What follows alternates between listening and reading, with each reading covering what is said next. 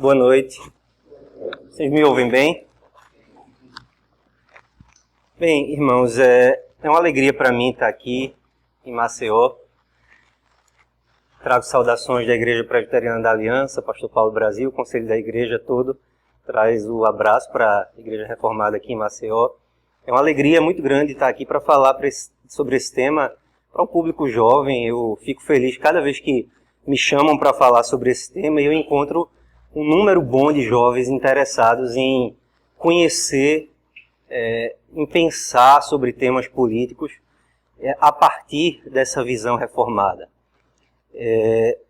Eu sempre preciso começar esse assunto para aqueles que talvez tenham caído de paraquedas aqui, falando do porquê é importante para um cristão pensar sobre política.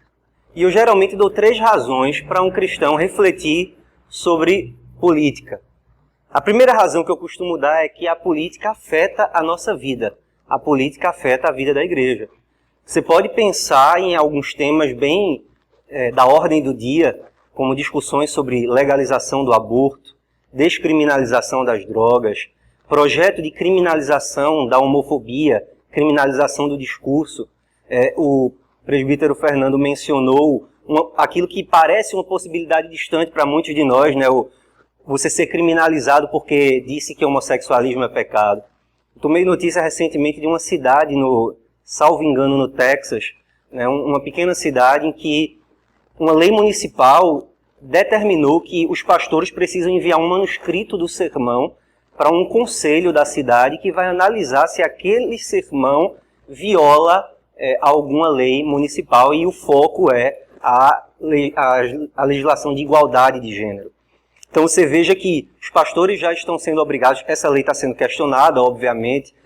Nos Estados Unidos há várias associações em defesa da liberdade que trabalham em favor da igreja nesse sentido, mas aconteceu, né? A lei foi sancionada, foi aprovada, o conselho foi criado e, pelo menos em tese, os pastores estão sendo obrigados a enviar seus manuscritos de sermões para que seja analisado pelo conselho da cidade se pode ou não ser pregado, se há ou não alguma violação. Então a política afeta a igreja, essa é a primeira razão.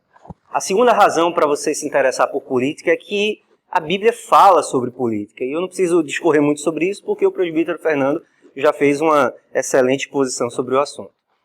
A terceira razão que eu dou, e essa sim é a principal para o que eu vou falar aqui essa noite, é que nós temos uma tradição cristã de pensamento reformado. De pensamento político. E mais especificamente, nós temos uma tradição reformada de pensamento político. É curioso que muitos jovens entram na universidade sem saber disso e logo se veem obrigados a aderir à ideologia do momento, seja de direita, seja de esquerda, né? São pressionados pelas questões políticas, pela urgência das soluções dos problemas do mundo, e se veem obrigados a se encaixar em uma ou outra tradição.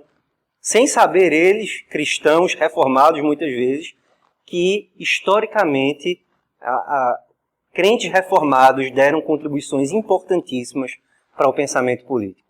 E as minhas 2 palestras aqui, hoje e amanhã, têm esse foco, um foco histórico. Eu vou falar sobre a visão reformada da política em 2 momentos. A tradição política reformada em 2 momentos. Hoje, as origens dessa tradição política reformada. Amanhã, o desenvolvimento de uma tradição antirrevolucionária na Holanda em fins do século XVIII. Então hoje a gente vai falar sobre o início dessa tradição e amanhã sobre o desenvolvimento dessa tradição num contexto específico, que é o contexto holandês. Quando eu falo em tradição reformada, é importante vocês entenderem essa palavra tradição. A gente muitas vezes pensa em tradição como algo estático, mas tradição é uma palavra que historicamente combina 2 ideias. A ideia de continuidade, permanência, e a ideia de desenvolvimento. Então, quando a gente fala em tradição, a gente não fala de algo que foi dado pronto desde o início da tradição reformada, mas como algo que, como princípios gerais que foram originalmente desenvolvidos, elaborados, ou vamos dizer melhor, extraídos das Escrituras, Mas esses princípios gerais, eles foram, ao longo da história, adequados a determinadas circunstâncias. Então, quando a gente fala em tradição reformada, a gente fala desses princípios gerais, mas a gente também fala da sua aplicação adequada a determinados contextos históricos.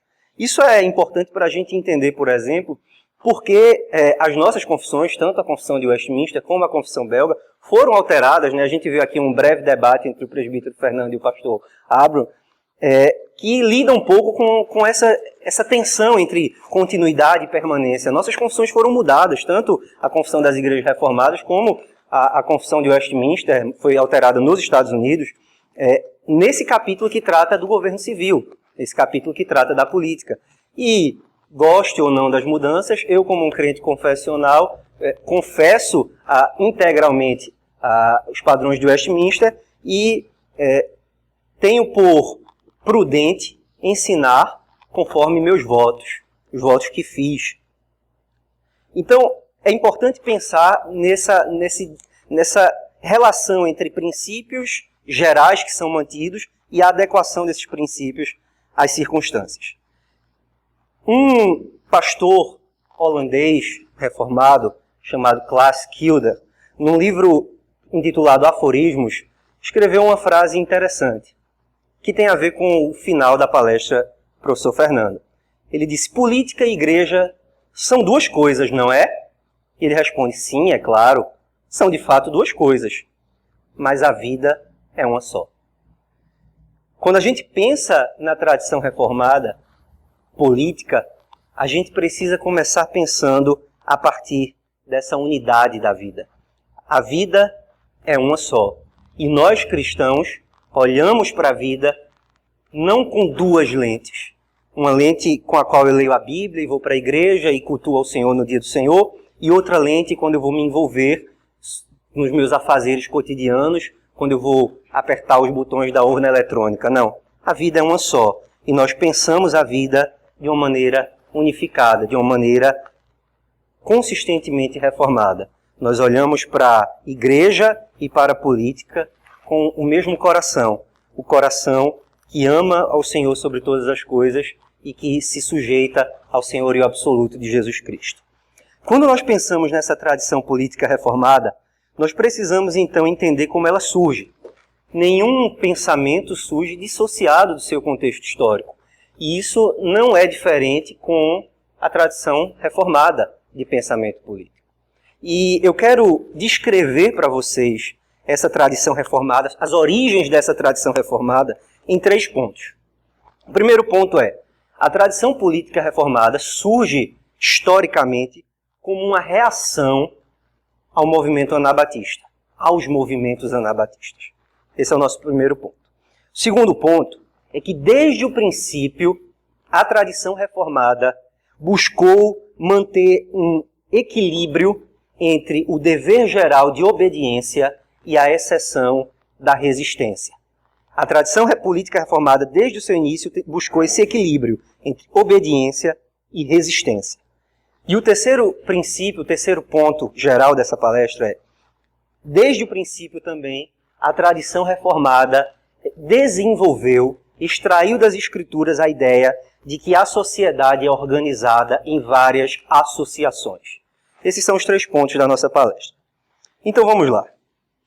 Primeiro, como surge essa tradição reformada?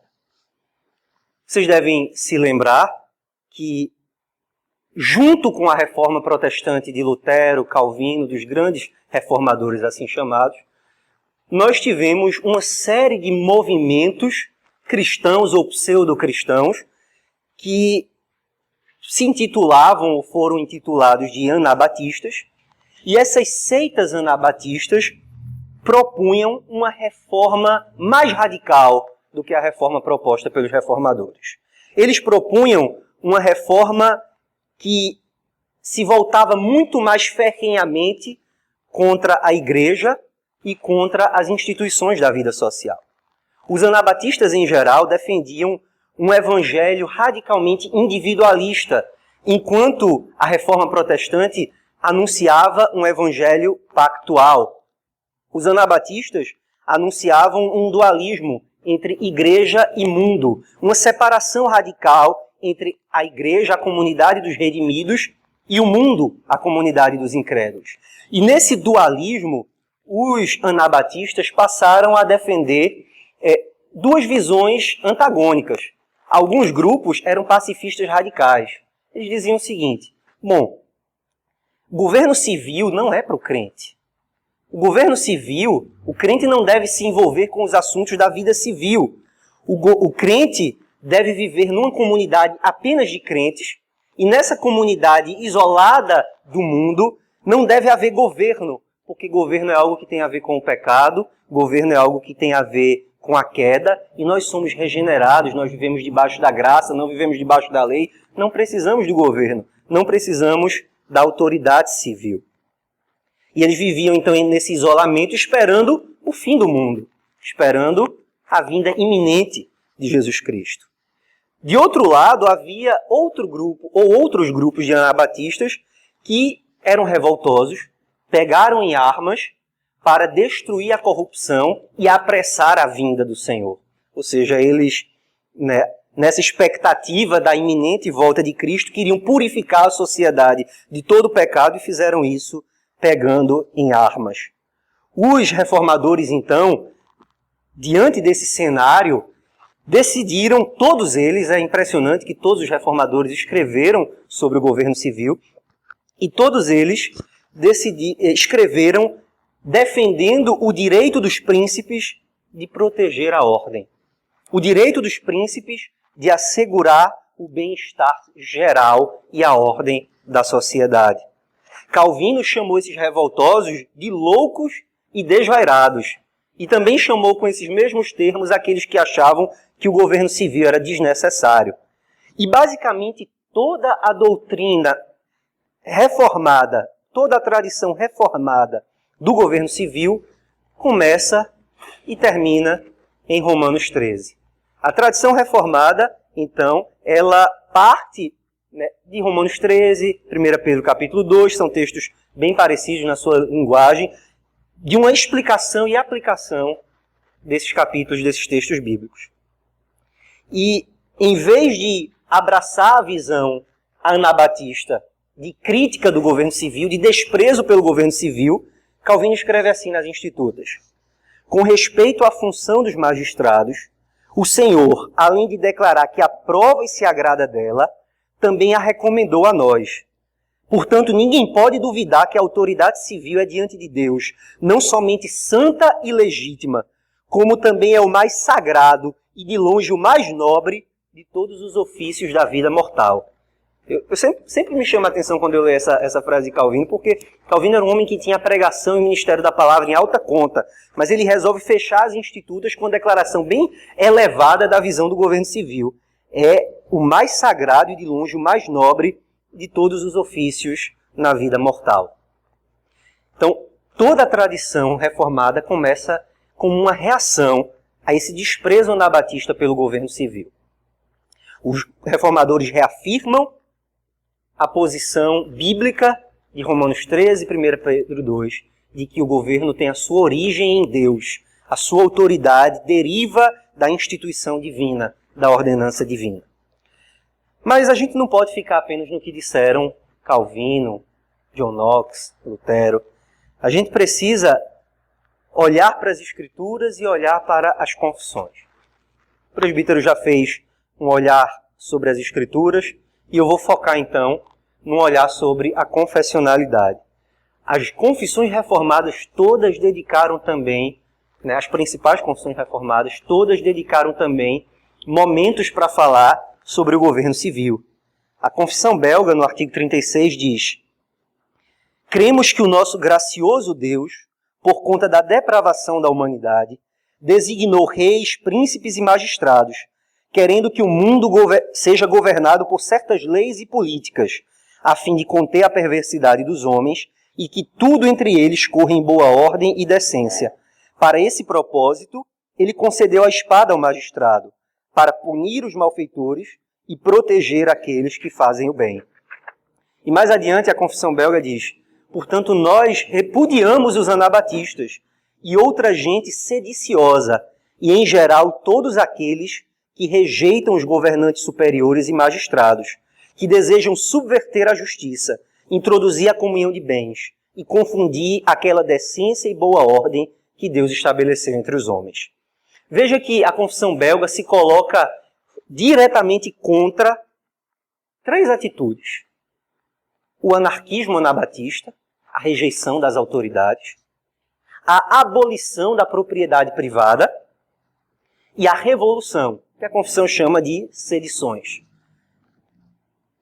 A partir das Escrituras, a partir de Romanos 13 e 1 Pedro 2, os pais reformados entenderam, isso não está só na Confissão Belga, a Confissão de Westminster tem um texto semelhante, se posicionaram contra o anarquismo, a abolição da propriedade privada e as revoluções. Contra esse princípio anabatista de um isolamento da sociedade, né, de você desprezar o governo porque você acha que está debaixo da lei, da graça e não da lei, o princípio reformado ensina que o cristão tem um papel a desempenhar na vida pública. O cristão tem um papel a desempenhar na vida social como um todo. Ele não é chamado a servir a Deus apenas na igreja, no lugar de culto, mas ele é chamado a servir a Deus com toda a sua vida. E servir a Deus com toda a sua vida envolve também servir a Deus nas suas vocações públicas. O Catecismo de Heidelberg, no seu domingo 12, tem uma pergunta: por que você é chamado de cristão? O Catecismo primeiro expõe por que o nosso Salvador recebe o nome de Cristo. E aí diz porque ele foi ungido profeta, sacerdote e rei. E aí pergunta: e por que você é chamado de cristão? E a resposta do Catecismo é: porque pela fé eu sou membro de Cristo e por isso partilho da sua unção, para poder, como profeta, confessar o seu nome, como sacerdote, apresentar a mim mesmo como sacrifício vivo de gratidão a ele, e como rei, de livre e boa consciência, combater o pecado e o diabo nessa vida e no porvir, reinar eternamente com ele sobre todas as criaturas. Veja, como rei, eu, de livre e boa consciência, sou ungido para combater o pecado e o diabo nessa vida. Ou seja, eu não sou chamado a combater o diabo apenas no meu quarto, na minha vida de piedade. Isso é importante. Mas eu sou chamado também a combater o pecado e o diabo na vida pública. Então a política, desde o início dessa tradição reformada, é vista como um instrumento de Deus para combater certos tipos de pecado. Quando você vai avançando no Catecismo de Heidelberg, chega na parte da exposição dos 10 mandamentos, há algumas referências ao governo civil. No domingo 40, exposição do 6º mandamento, o Catecismo diz: por isso também o governo empunha a espada para impedir homicídios. Ou seja, uma das tarefas do governo, o governo traz a espada para quê? Para impedir homicídios.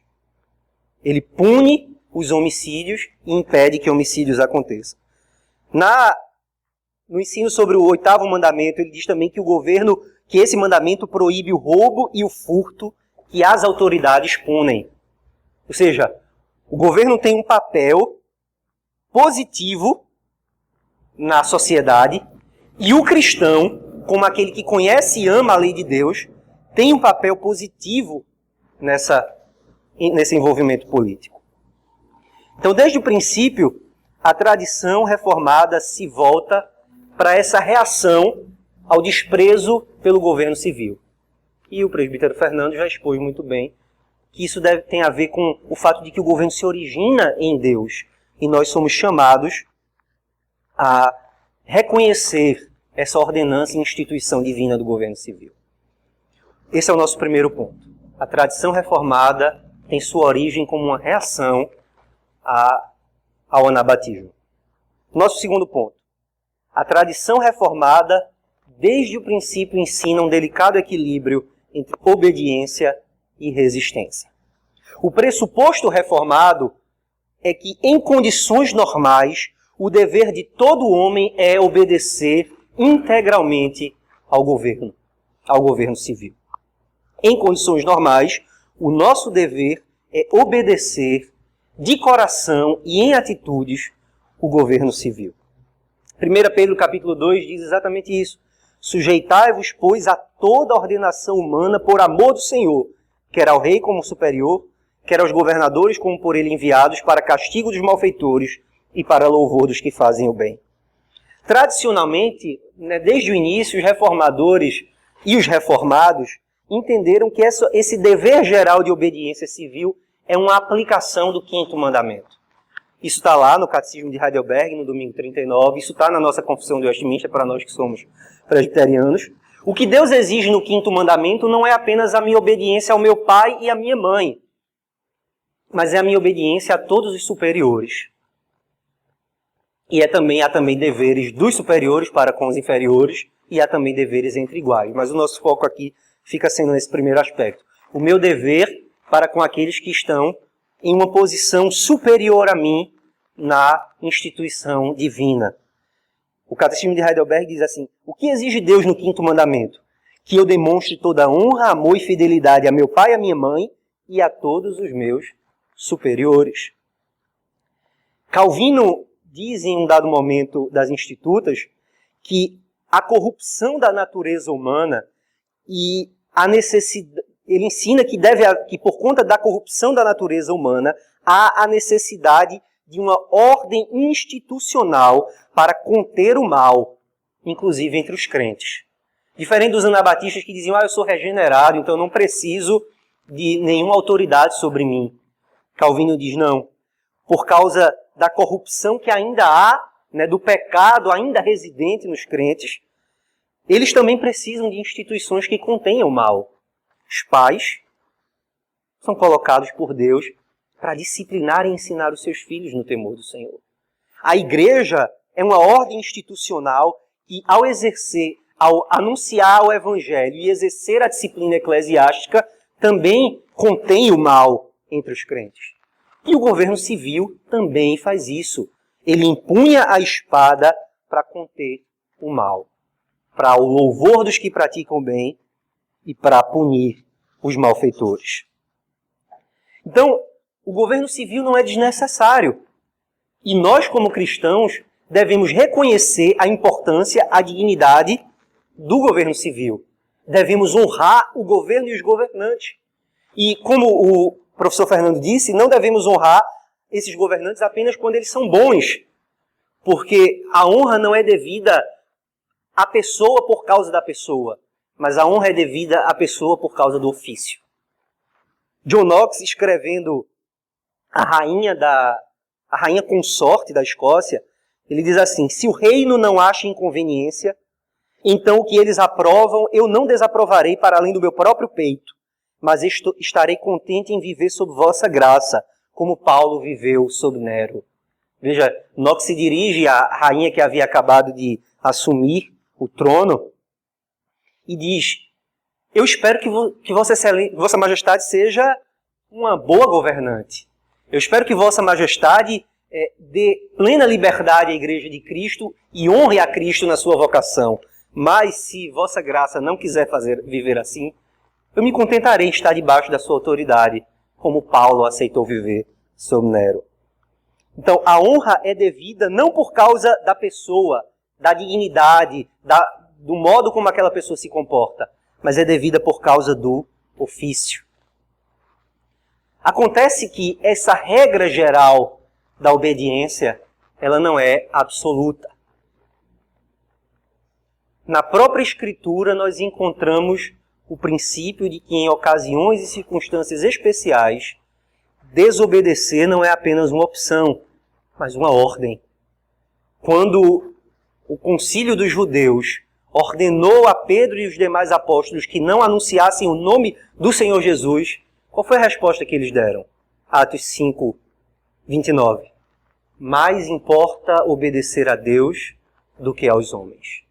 Quando uma autoridade civil, eclesiástica, familiar me ordena a desobedecer a Deus, eu estou ordenado por Deus a desobedecer à autoridade. Então esse princípio geral da obediência civil tem que ser contrabalanceado com o dever geral, com o dever excepcional da resistência. O mesmo John Knox, se dirigindo mais uma vez a rainha havia obrigado os protestantes a se converterem ao catolicismo romano. E John Knox anunciou à igreja, incitou, admoestou, exortou a igreja que desobedecesse à rainha, porque ela havia mandado eles se converterem ao catolicismo romano. Como Knox responde? Ele escreve uma carta à rainha e diz: Madame, se ensinar a verdade de Deus em sinceridade, se repreender a idolatria e querer que um povo adore a Deus conforme sua palavra, se isso for inflamar súditos contra príncipes, então eu sou de fato culpado. Se ordenar ou exortar as pessoas a viverem de acordo com a palavra de Deus é um crime, então eu sou um criminoso. Preciso confessar. Ou seja, quando alguém me ordena a desobedecer a Deus, eu estou ordenado a desobedecer a esse alguém. Calvino, comentando em um de seus sermões no livro de Daniel, ele diz que quando os príncipes deixam de lado o seu poder e se levantam contra Deus, nós devemos desafiá-los ao invés de obedecê-los. Veja que Calvino não está aqui defendendo a revolução. Calvino não está defendendo a rebelião. Calvino está defendendo um princípio que é mais antigo até do que a reforma. O princípio da autodefesa. A tradição cristã medieval, antes de Calvino, antes da reforma, já ensinava que se uma autoridade sem motivo passa a lhe perseguir, você deve agir de duas formas. Primeiro, você deve tentar fugir. Lembra de Paulo fugindo em cestos de uma cidade para outra? Você deve tentar fugir. Mas quando não for possível fugir e aquela autoridade estiver ameaçando a sua vida, você tem o direito ao exercício pontual, comedido, da autodefesa. Isso era o que ensinava a tradição medieval. Os reformados, então, vão defender que a resistência é mais do que um direito, é um dever.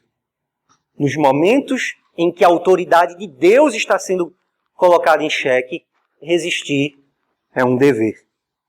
Agora, com essa exceção da autodefesa naquele momento do ataque pessoal, a tradição reformada nunca ensinou que essa resistência deve ser feita, desculpem a palavra que talvez pareça um pouco áspera, pelo populacho. A revolução, a resistência à tirania daquele governante que abusa do seu poder não deve ser feita pelo populacho, mas deve ser feita pelos magistrados inferiores. Essa é uma doutrina que os reformados elaboraram paulatinamente e usaram muitas vezes o texto de 1 Samuel capítulo 8.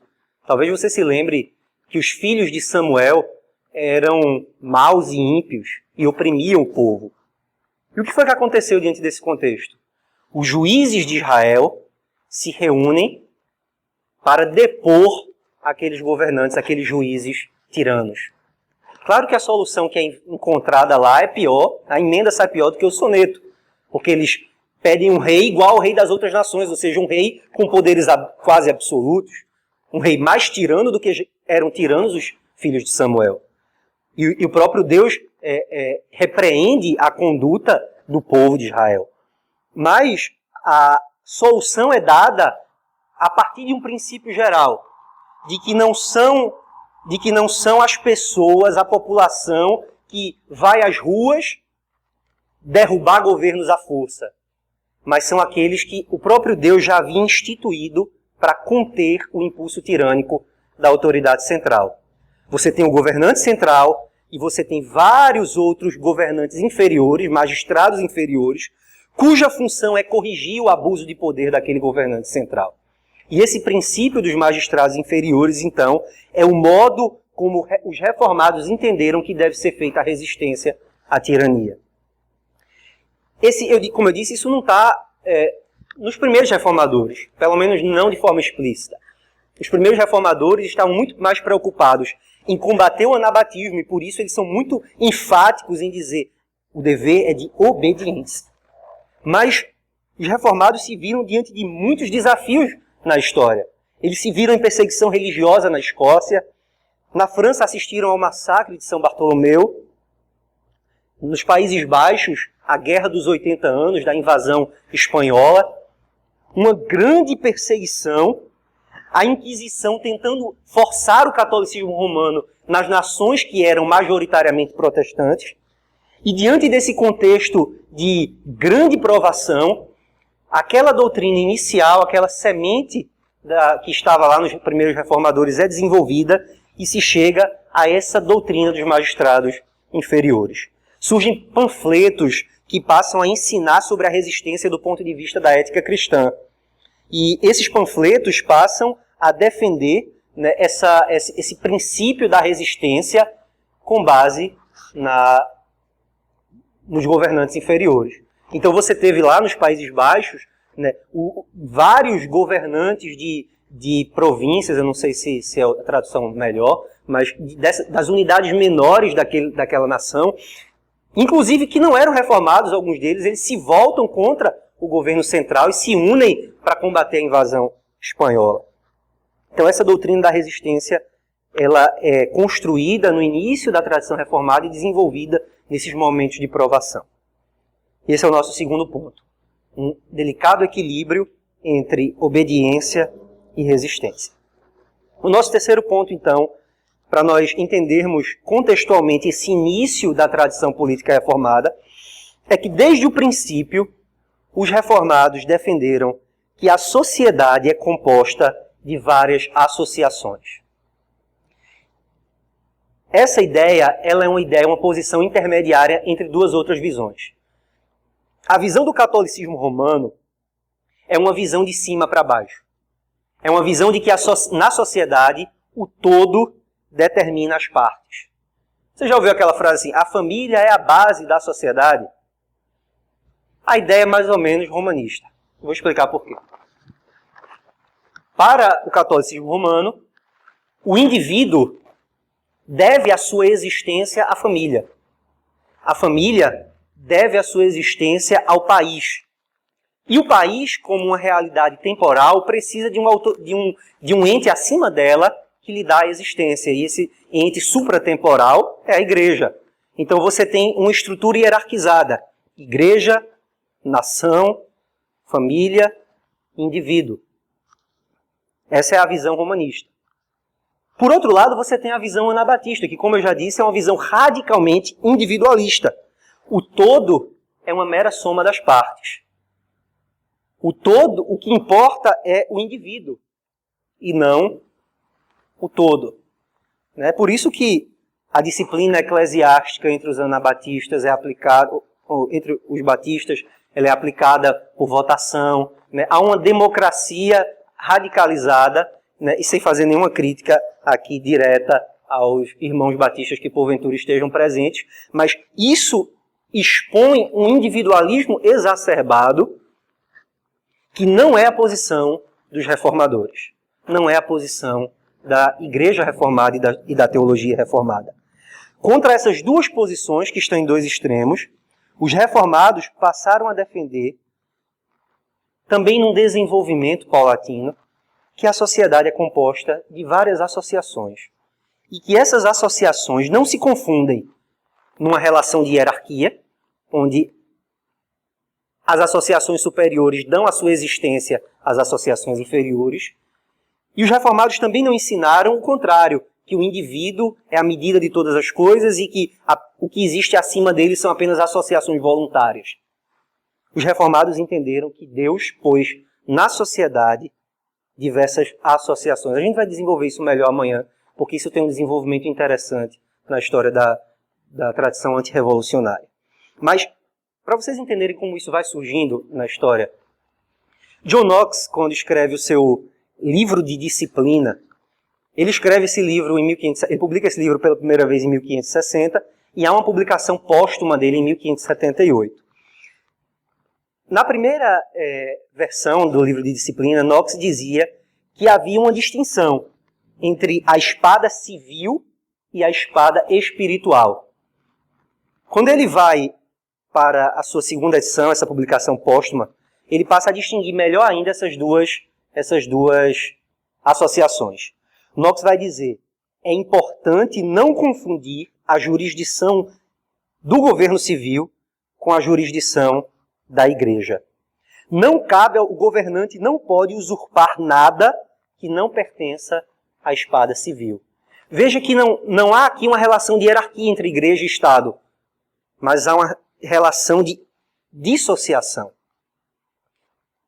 A espada civil tem a sua função, tem a sua jurisdição, e a igreja tem a sua outra jurisdição. E o governante não pode usurpar nada que não pertença à espada civil. Veja, são duas instituições distintas. Mas quem melhor desenvolveu esse pensamento no início da tradição reformada foi um famoso pensador político, crente reformado, chamado João Altúzios, que tem o seu livro Política parcialmente traduzido para o português para quem quiser conhecer. E Altúzios vai dizer então que é da natureza humana se associar e é da natureza humana formar diversas associações. Na verdade, Altúzios usava uma palavra melhor, mas não pegou. A palavra era consociações. Porque a associação tem a ideia de uma coisa que é sempre voluntária. E as associações para Altúzios não são sempre voluntárias. Há associações orgânicas, como a família. Você escolheu quem é seu pai ou quem é sua mãe? Não é verdade? Então, você se associou, ou se consociou, como ele diria, né, sem que você tivesse vontade para isso. Você provavelmente foi batizado na infância e não escolheu ser batizado. Mas você é um membro da Igreja de Cristo por virtude do seu batismo. Então, há associações que são naturais, orgânicas, e há associações que são voluntárias, elaboradas pela cultura humana. Mas essas associações não são a mera composição de indivíduos, nem são o mero resultado de um poder central que as vai derivando. Cada uma dessas associações, dizia Altúzios, tem a sua lei própria. Cada uma delas tem o seu princípio de vida, vamos dizer assim. Cada uma delas tem a sua estrutura interna diferente das outras associações. E cada uma dessas associações existe para fazer um bem à sociedade. Altúzios chamava isso de comunicatio ou comunicação. Essa comunicatio é aquilo que essa associação promove de bem e que não pode ser promovido pelos indivíduos isoladamente. Então pense na igreja. Talvez para alguém a igreja seja a mera composição de indivíduos. Não é. A igreja, como uma associação não voluntária nesse sentido, ela comunica um bem que os indivíduos por si não comunicam. Pense na família. A família promove um bem em termos de educação moral, de amor, que não pode ser promovido pelos indivíduos isoladamente. Então, Altúzios vai dizer então que nenhum homem é capaz de por si só viver bem e com felicidade. A necessidade, portanto, induz a associação e a busca das coisas necessárias à vida, que são adquiridas e comunicadas com a ajuda e assistência de associados, a conserva. Por tal razão é evidente que a comunidade ou sociedade civil existe por natureza. Então veja que há uma defesa de que essas associações são parte da vida social. E Altúzios então vai dizer que política é a arte de estabelecer, cultivar e conservar a vida social entre os homens. Eu peço perdão pelo horário e vou concluir já com algumas aplicações. 3 princípios nós aprendemos hoje sobre esse início da tradição política reformada. Em primeiro lugar, ela nasce como uma resposta aos desafios do movimento radical dos anabatistas. A partir dessa contextualização histórica, a primeira aplicação que nós precisamos fazer é legítimo ao crente se preocupar com política. É legítimo ao crente pensar sobre política.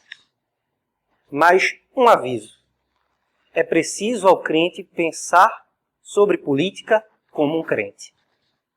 Porque o que nós vemos muitas vezes são dois opostos. O cara que diz: não quero me envolver com política, isso não é de Deus, o príncipe deste mundo é quem governa e eu não quero saber disso. Por outro lado, está aquele que diz: eu vou votar num político evangélico porque ele vai me dar um milheiro de tijolo para construir a igreja, porque ele vai me ajudar numa determinada necessidade pessoal que eu tenho. Essas duas visões são não cristãs, porque elas não honram esse princípio reformado de que o governo existe porque Deus o instituiu e Deus o instituiu como uma função. Nós precisamos, então, nos envolver ou pensar sobre política com uma visão distintamente cristã. Essa é a nossa primeira aplicação. Segundo, nós falamos que há, na tradição reformada, esse equilíbrio entre obediência e resistência. Qual é a aplicação que nós fazemos? Nós precisamos, como o professor Fernando falou, honrar a autoridade, tanto quanto possível, e a resistência é permitida, mas ela é permitida com limites. E esses limites precisam ser respeitados. E os limites não são apenas com relação à própria resistência, mas também com relação ao modo da resistência. Então não é simplesmente, eu só vou resistir quando o governo abusar da sua autoridade. Sim, mas quando ele abusar da sua autoridade, como eu vou resistir? Eu vou me organizar, pegar em porretes para quebrar ônibus? Ou eu vou em busca dos magistrados inferiores? Pedir que eles cumpram a sua função de resistir ao governo central? Fica para a nossa reflexão. Terceiro ponto, nós aprendemos que a visão reformada entende que a sociedade é formada por várias associações. Isso, eu vou falar melhor sobre isso amanhã, porque por causa desse desenvolvimento posterior que houve na tradição holandesa. Mas nós precisamos pensar desde agora, começar a pensar, fica aí para vocês sonharem com isso hoje à noite. Nós precisamos pensar na formação de associações cristãs que se envolvam em diversos aspectos da vida social. O pastor Kenneth Wuest, que alguns de vocês devem conhecer, certamente conhecem, ele postou algum tempo atrás uma foto que eu achei linda, eu fiquei emocionado com a foto. Eu não lembro exatamente a notícia, mas havia uma importante decisão que ia ser tomada pelo governo canadense, não sei se legislativo, judiciário, executivo, mas que tinha a ver com aborto. Era uma discussão que tinha a ver com a legalização do aborto. E uma associação de mulheres reformadas no Canadá, né, as mulheres dessa associação bordaram sapatinhos de crochê, sapatinhos infantis de crochê, no número de abortos que foram feitos de um determinado período para cá. Dezenas de milhares de sapatinhos de diversas cores colocados na porta daquele prédio do governo. Aquela cena me marcou. É uma resistência. Não é uma resistência desonrosa. É uma resistência respeitosa. Mas que diz, você, governo, é culpado pelo assassinato de dezenas de milhares de meninos e meninas, homens e mulheres. Nós precisamos de associações cristãs para combater o mal na vida pública.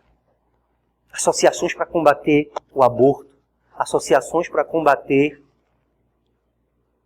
a corrupção moral da nossa sociedade, associações para promover o bem, associações para promover adoção. Enfim, a gente vai discutir isso melhor amanhã. Mas eu quero encorajar vocês desde já a pensar, não apenas no que você pode fazer como indivíduo, mas em como nós, cristãos, podemos nos organizar em associações para promover o bem na nossa nação. Com isso, eu finalizo e agradeço a paciência de vocês me ouvirem até essa hora. Obrigado.